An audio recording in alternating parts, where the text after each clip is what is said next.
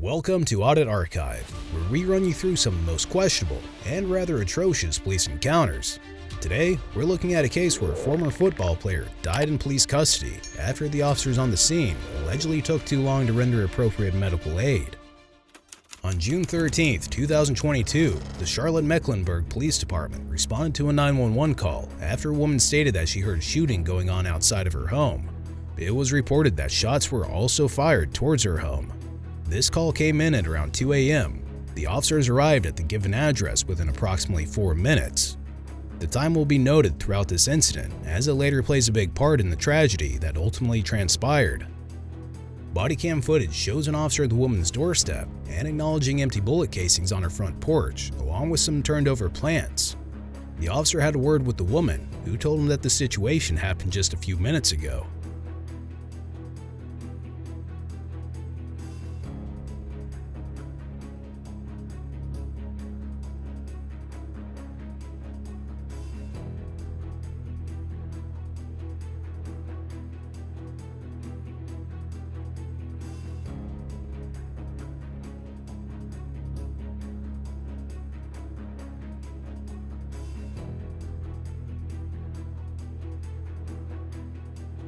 Yeah, I hear yelling in the woods behind. Got it. Sounds like it's coming directly to the left of you, Joseph.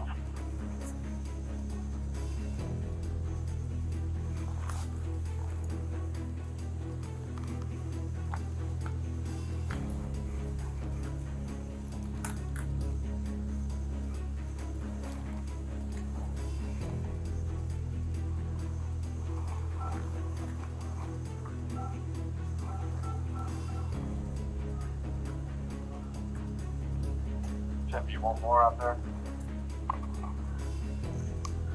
Yeah, until we figure out what we got going on, you can roll this way. Back up on the south, I believe. What is going on out here? I'm not sure. There's a shell casing on your front porch right here, though. Monitor, please. Was all this stuff like this? Your No. plants and stuff? No. Okay. Stay in the house for me for a second. What's the address directly to the left? The plaintiff's address.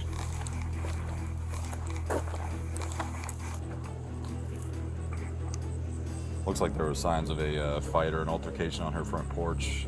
There's plants overturned and some shell casings. She's unsure of, she doesn't have a description for me or anything like that, but all that stuff was totally fine like 30 minutes ago.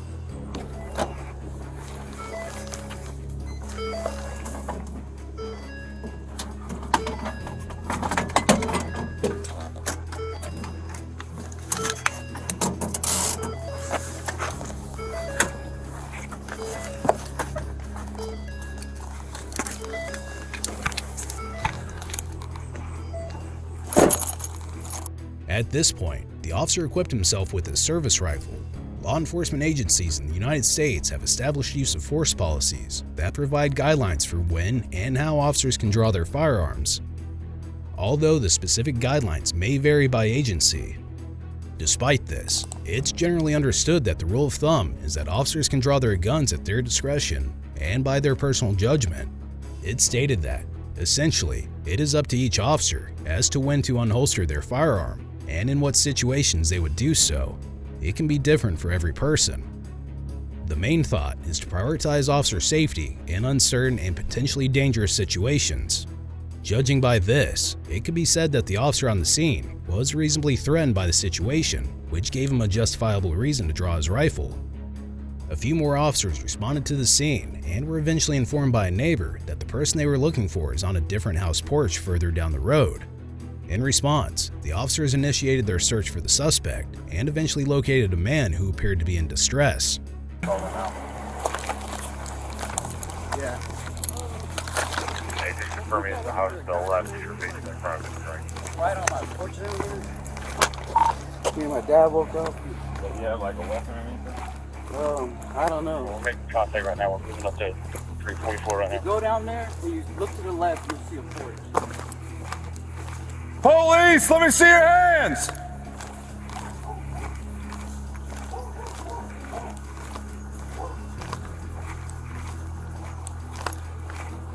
It's the police! Come out into the open so I can see your hands!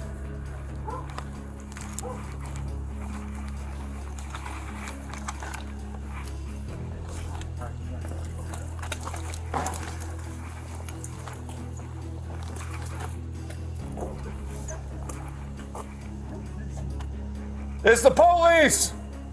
Show yourself!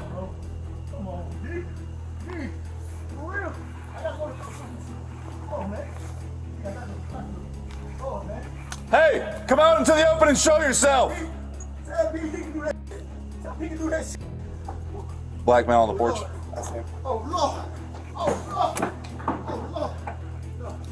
The male subject is 32-year-old Javante Avery Williams, a former HBCU football star. He was seen yelling and acting erratically on the front porch of a house while the officers held him at gunpoint and demanded he shows his hands to confirm he wasn't armed. Sir, let me see your hands!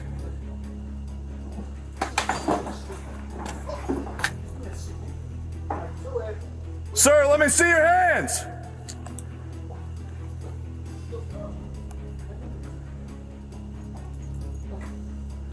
I can't see his hands. Sir, let me see your hands!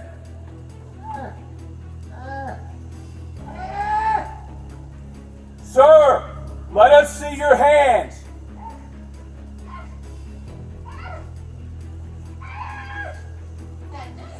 Okay. Give your rifle out. Hey, my name's Officer Abramo. What's yours?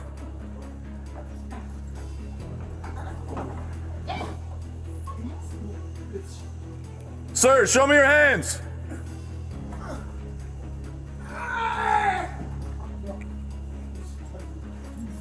He's got some sort of blanket over his hands. I can't see him. Okay. Sir!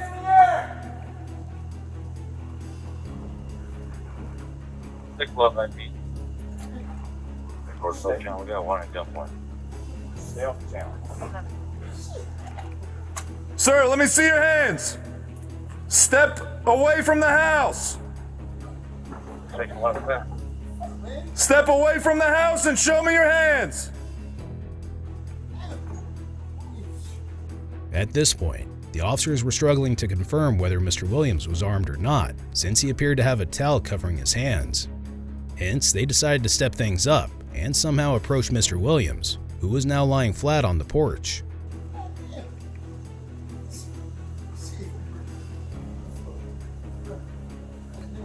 Can anybody get a vantage point so we can see his hands? I've got cover on him.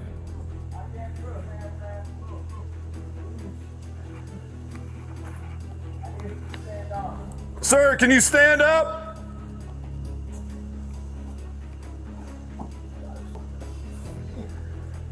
Sir, stand up for me.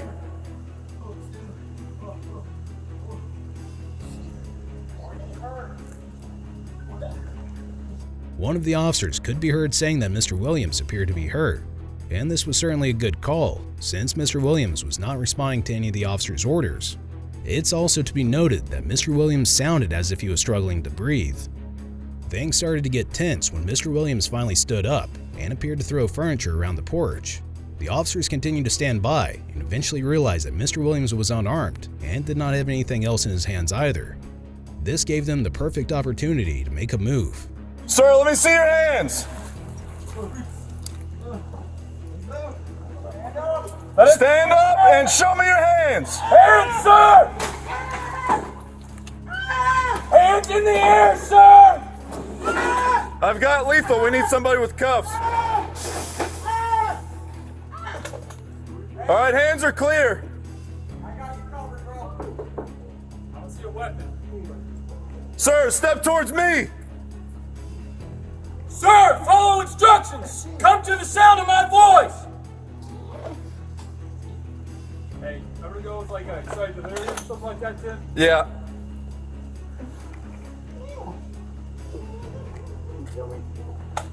He's got like a fanny pack around him. I don't see anything in it. Who's behind you? Both hands, nothing in it. Empty. Reaching for the doorknob. Yeah. I got lethal. Let me see your hands. As seen in the footage, the officers rushed towards Mr. Williams and immediately tackled him to the ground. A better angle can be observed through another officer's body cam. Also, it's to be noted that the officers used a soft empty hands technique to subdue Mr. Williams. This means officers do not use weapons or strikes, but instead use their hands, pressure points, an armbar, or a clinch to move a suspect's hands behind their back to be handcuffed.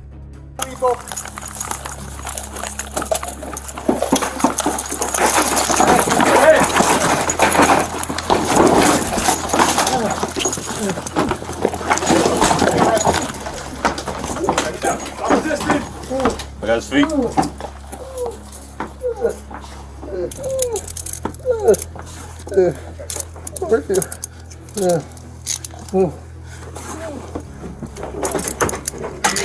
Alright, cuffs off. Cuffs off. The officers subsequently placed Mr. Williams in handcuffs and proceeded to search his fanny pack along with his pockets for any weapons. They found none. From this moment onward, throughout the rest of this encounter, Mr. Williams actively showed signs of discomfort, sickness, and suffocation. It was beyond obvious that Mr. Williams was not in a suitable medical state to be pinned to the ground, and the officers did check his airway and tilted him to his side for a brief moment, but none of that seemed to make anything better. We'll flip him this way. Come here, sir. Let's clear this fanny pack. Yep. Hey Tim, I got Okay. All right. Hey, sir, you're good. You're good. Just relax. Take some deep breaths for us, okay? Are you hurt? Are you hurt? Okay. Fanny pack's clear. Okay.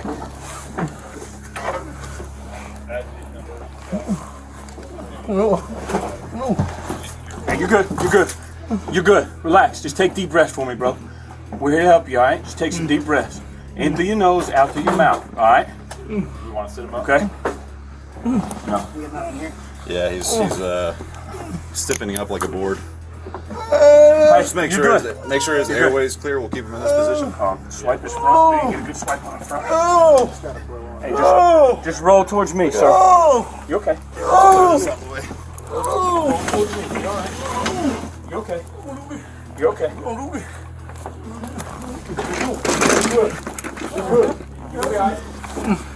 Sir, what's your name, man? What's your first name? What's your name, man?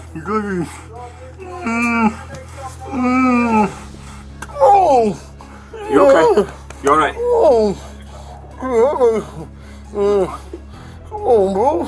You okay? You all right? You all right?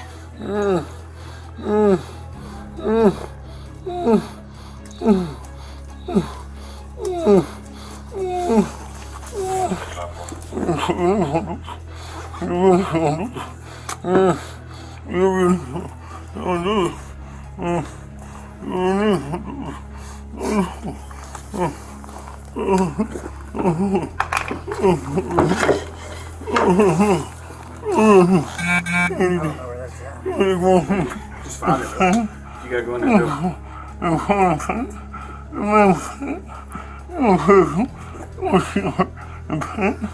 Can you tell us what you took?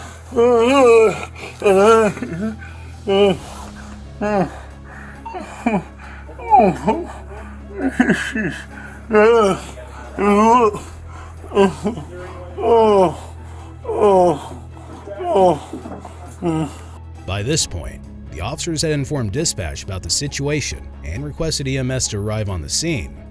Regardless, while everyone waited for the medics to arrive, Mr. Williams remained on the floor and could be heard pleading with the officers numerous times to let him get up. This was to presumably help him breathe better and contain himself, as he clearly appeared uncomfortable and agitated while on the floor. In response to his requests, the officers told him that they would get him up once the ambulance arrived.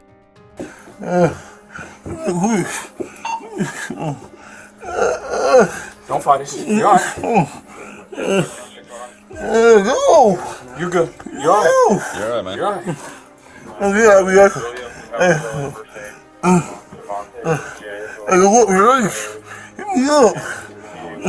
get you up in a second.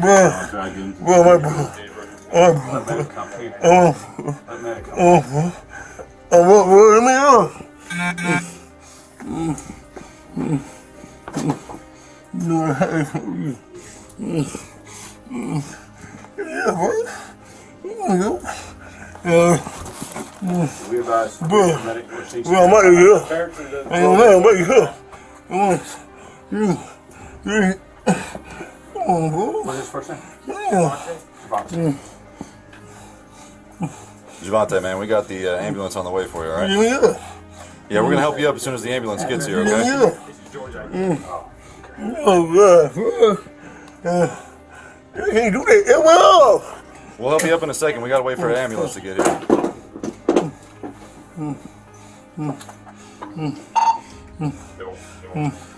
Did you get a good sweep over here? Yeah. Not even on this corner, wherever he was laying. Yeah, right. On the back side of the. Okay, cool. I mean, unless he tossed it into the woods. We'll sweep for him. Javante, Hey, Reed, let me go. we'll get you up here in a Let second. me go. We'll get you up here in a minute.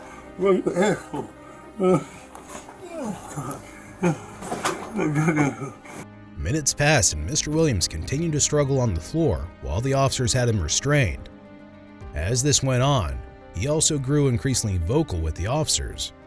He repeatedly pleaded with them to lift him, stressed that he was having difficulty breathing, expressed that he was about to die, reported experiencing double vision, and conveyed his feelings of lightheadedness.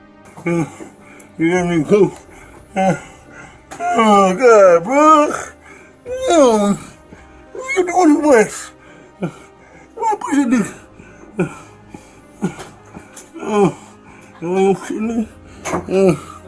Oh, Jack, do me one. Yeah, we Please. God damn. Yeah, this shit ain't screwed. Oh.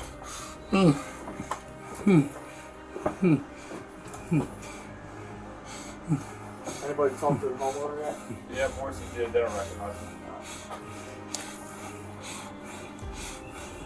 Yeah, you doing that. You doing a whole lot, bro. I'm not doing God anything, man. damn. Knock that nigga off. Knock that nigga off. Oh, that's like this.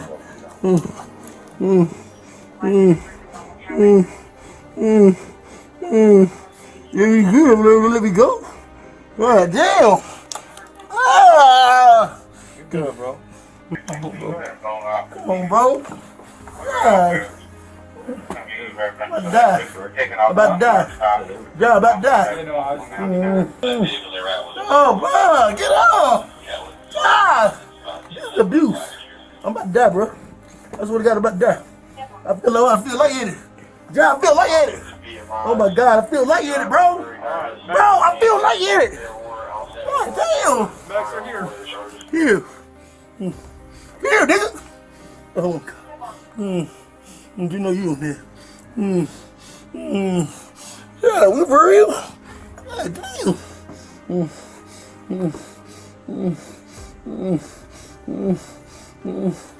Yeah. Fucked up.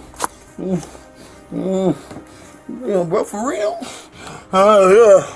Oh, John. Yeah, please. Please, John. I'm about to die. I'm seeing double. I'm seeing double. Oh, God. Yeah, I'm seeing double. Nigga. I got double. Oh, my God. Oh, my God. Oh, my God.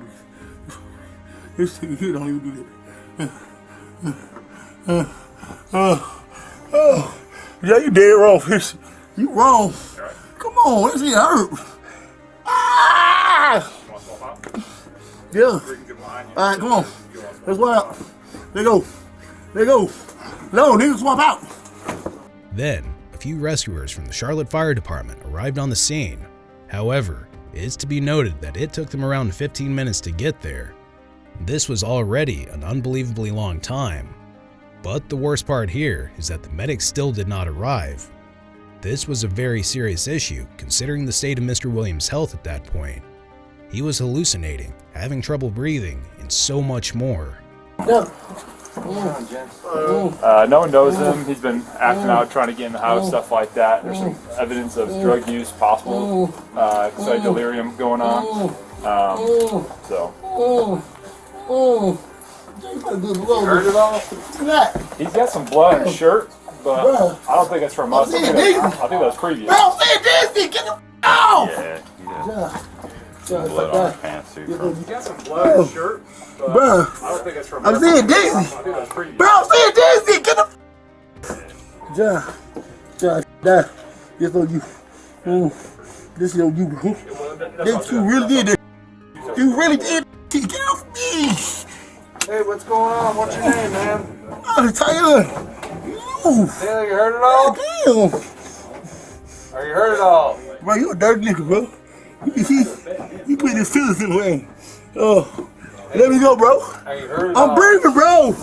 It's like, when I get up, I'll push the fuck you. Alright? Don't let me up. But, bro, I'm seeing doubles. Nigga. Mike Zion, hit that nigga. Hit that nigga, Zion. Hit that nigga. You do you like that? Oh, I'm seeing doubles. We tried to look for injuries on him, and We didn't see any injuries. yeah, there's blood spatter on the front of his shirt here, but Yeah, it's just droppings. yeah.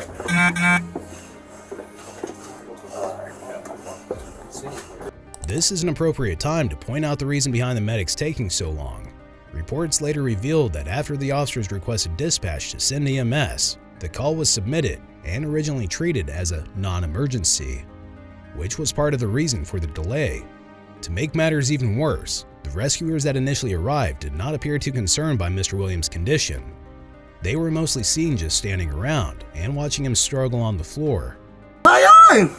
This nigga gave you. Oh, if I die, bro, so if I die, it's you, bro. Good right now. No, if you die, it's you. Oh, God. Oh, God. Oh, God. Oh. Yeah, moving back to the wall. Oh. Leon, what are you doing? I can't breathe. You can't. I can't breathe. No, I'm not. It's right here. Hit that nigga. Oh, God, Leon. I can't breathe. Oh, my God. Oh, God. Oh, God. Oh, God. Oh, God. Oh, God. Oh, God. Oh, God. Oh, God. Oh, yeah. Hey, man, get him up. I'm asking, please.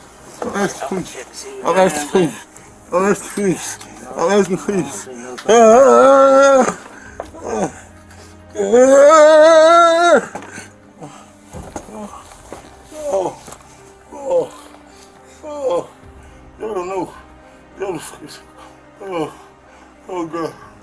Oh, God. Oh, yeah. Oh, God.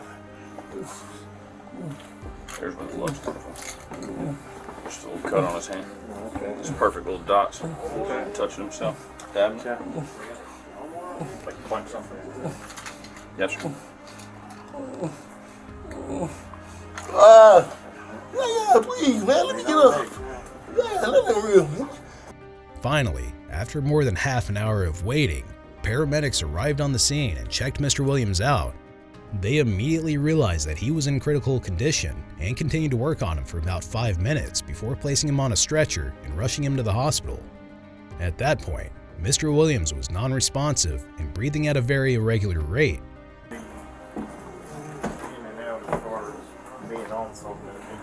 There's Calm down, and then he just gets all jacked up, and then he calms down. the drugs he was using was on the floorboard over there, underneath the potted plant. Hey, buddy.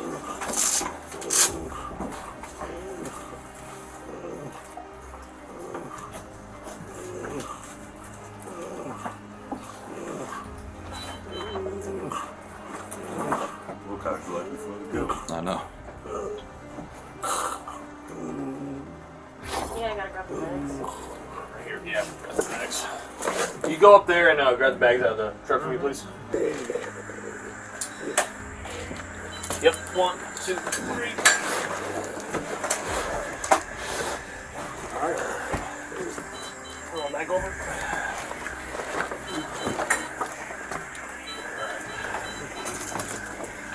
I need someone right over here. Right here. right we here. throw this O2 on?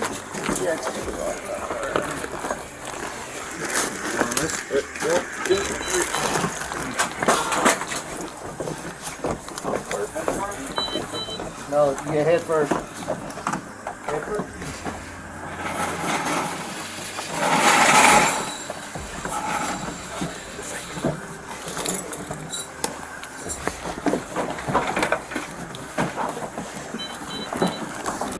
Ultimately, at around 2:52 a.m., around 30 minutes after initial contact, Mr. Williams was transported to Atrium Health University Hospital in a life-threatening condition. He was subsequently transferred to the Atrium Health Cabarrus for more specialized and intensive medical attention. Hours after this, at around 10 a.m., Mr. Williams was pronounced dead. Even though Mr. Williams died at the hospital, he was under arrest at the time, and the incident was hence classified as an in-custody death. Following this, the North Carolina State Bureau of Investigation conducted an inquiry and shared its findings with the Mecklenburg County District Attorney's Office. The District Attorney's Office opted not to press criminal charges against the CMPD or its officers, as there was allegedly no proof of any illegal transgressions on the part of the police during the detainment. At the same time, CMPD Internal Affairs conducted a parallel investigation and concluded that there were no violations of CMPD policy clearing the officers of any wrongdoing. Despite these conclusions made by investigators, Mr. Williams' mother, Krista Williams, was outraged at the entire ordeal. According to the local media outlet WSOC-TV, she stated that, "Well, they're saying one thing and we're seeing something else. They're saying it wasn't a problem. They turned him over, but no one offered my son help. He asked for help. Why did you all not just pick him up?" As of the date of this recording, almost 1 year later, Mr. Williams' full medical examiner's report and toxicology report is still pending. Also, the medic and the Charlotte Fire Department, CFD, are currently engaged in an official medical incident review process regarding Mr. Williams' on-scene care and transport. All of this means that Mr. Williams' family is still unsure about the actual cause of death. Mr. Williams' mother is in the process of hiring a private investigator, a new attorney, and an activist, John Barnett. To help with legal expenses, she has also launched a GoFundMe campaign. Be sure to check out our previous video where we cover another outrageous police encounter